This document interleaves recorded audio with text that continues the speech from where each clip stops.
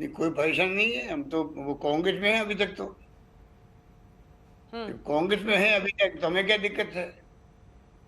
कोई कांग्रेस के कोई रिवोल्ट किया हुआ हो तो अलग शिकायत होती है। जो पहले शिकायत हमारी थी उनसे, जब वो हम्म। रिवोल्ट करके चले गए थे, हम्म। तो हमने आरोप लगाया। अमित शाह जी पे आरोप लगाया, धर्मेंद्र प्रधान पे आरोप लगाया, मैंने गजेंद्र सिंह शेखावत पे आरोप लगाया था कि जो षड्यंत्र मेरे खिलाफ किया गया गवर्नमेंट को टॉपल करने का, हमने उसको विफल कर दिया।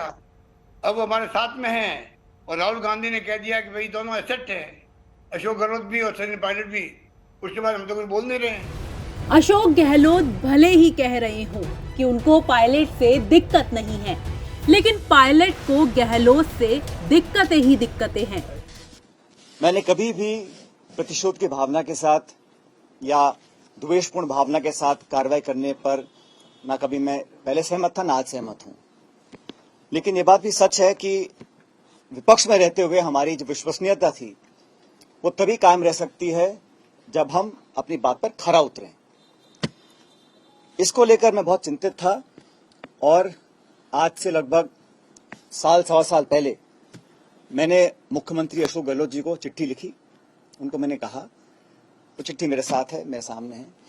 मैंने बड़े विस्तार से पूरे घटनाक्रम का विवरण उसमें रखा और मैंने कहा कि हमारी सरकार को बने अब लगभग 3.5 साल हो गए। उस समय अब समय आ गया कि हम लोग अपने वादों पर खरा उतरें। जो आरोप हमने लगाए थे, गहलोत जी ने लगाए, मैंने लगाए, भूमाफिया के, शराब माफिया के, खनन माफिया के, 9TP को लेकर, ललित मोदी को लेकर, खान माफिया को लेकर, खान का बड़ा घोटाला हुआ था, वो सारे पब्लिक डोमेन में हैं। मैंने उनसे आग्रह किया था कि 1.5 साल बचा है चुनाव में और हम लोगों को, कांग्रेस जनों को ये दिखाना पड़ेगा कि हमारी कथनी और करनी में फर्क नहीं है। मैंने तमाम जो हमारे स्टेटमेंट्स थे, जो हमने प्रतिक्रियाएं दी थी, जनसभाओं में, प्रेस वार्ता में जो आरोप लगाए थे, वो सब उनको मैंने दिए और उसकी कॉपी मैंने AICC में तमाम लीडरशिप्स को दी कि हम चाहते थे संज्ञान इसका लिया जाए। ये पहली चिट्ठी मैंने लिखी थी 28 मार्च 2022 को।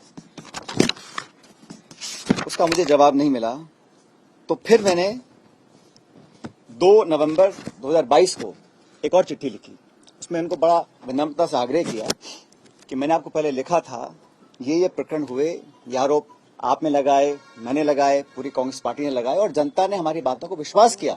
तभी तो हम लोग जहां सिर्फ 21 सीटों पर रह गए थे 2018 के चुनाव में, 2013 के चुनाव में 21 से लेकर हम 100 तक पहुंचे, तो हमारी बात पर लोगों ने विश्वास किया था। चिट्ठी लिखी मैंने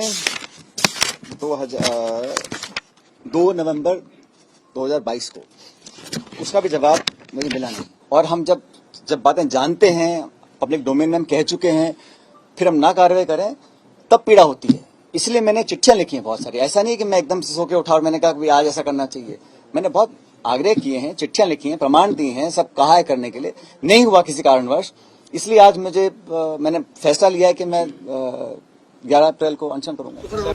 जो बात हनुमान बेनीवाल कह रहे हैं कि वसुंधरा गहलोत मिले हुए हैं, उस बात पर अब पायलट ने भी अपनी मुहर लगा दी है। हमारे विरोधी इस भ्रम को फैलाने की भी कोशिश कर सकते हैं कि कहीं कोई मिलीभगत तो नहीं है, क्योंकि कांग्रेस के पिछले कार्यकाल में भी जब हमने 22,000 करोड़ का घोटाले का आरोप लगाया था, उस समय कांग्रेस सरकार ने भी एक माथुर आयोग का गठन किया था।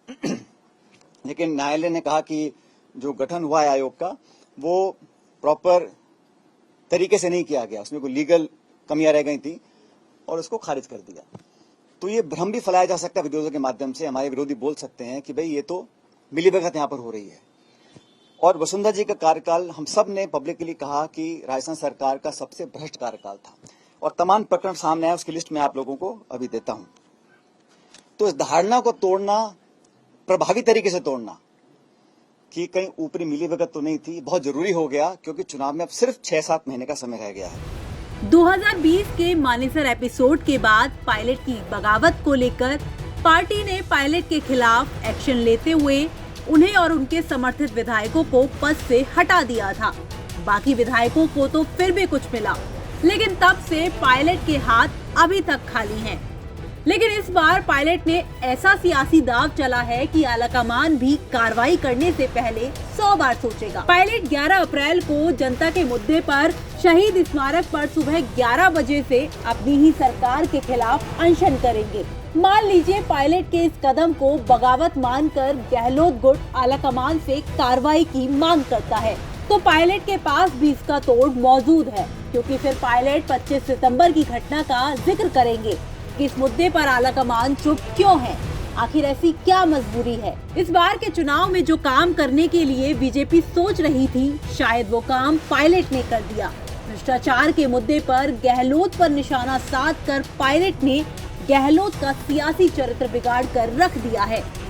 ब्यूरो रिपोर्ट, राजस्थान तक।